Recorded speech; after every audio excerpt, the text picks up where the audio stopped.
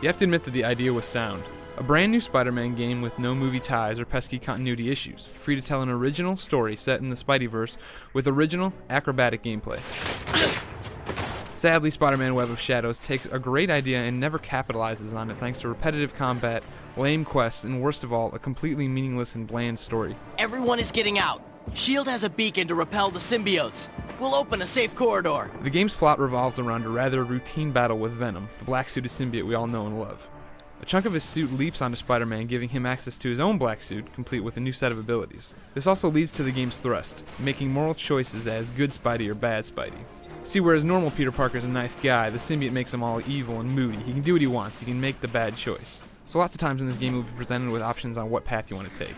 For example, when Wolverine gets infected with a symbiote, he comes up to you, you have to fight him, and after you beat him, you're given two choices.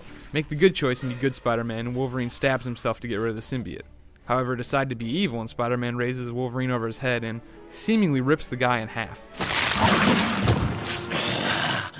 I'll kill you for this. And when quests amount to kill 5 thugs, the game never really explains why any of this is happening.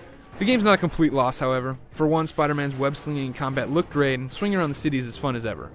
Holding a shoulder button will throw out a web and attach to whatever building's nearby. Meanwhile, you can just tap the same button to do a little web zip and shoot out forward. Using face buttons, you can modify your swing to go faster, you can double jump in the air, you can run along sides of buildings, and pretty much everything you'd expect a man-spider to be able to do, you can too. The combo system's visually appealing too, with lots of linkable special moves that can chain forever thanks to the new Spider-Sense lock-on system. So why isn't this game awesome? Well, for all its bells and whistles, the combat system is pretty much just button mashing. When I needed to steamroll enemies, it was just face button after face button until the job was finished. Whether it was a crazy black tendril or just some punches to the head, I mean, it got the job done and I never really cared what move I was doing. Also, Web of Shadows is pretty repetitive.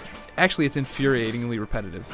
See, Luke Cage or any of the other NPCs who show up will teach you a move and then force you to do it a dozen times. Then they'll send you out to kill a few thugs with that move, then you come back, learn the next move, and have to go out again. Come on now, don't quit on me. Even after you've learned all your moves, you're still just going to have to go out on these missions, which are kill X number of these people, stop X number of this thing, go protect X number of S.H.I.E.L.D. mission cars. It's not that much fun. Sure, skateboarding on enemy looks cool the first time you see it, but battles stretch on forever. When the Kingpin's goons showed up to take out some gang leaders, I was forced to do the hop, zip, kick attack more than 30 times as I went from one sniper to the next around the perimeter of a park. That wasn't fun. It gets old pretty fast. Web of Shadows is a game that had a lot of chances for greatness, but fell short every time.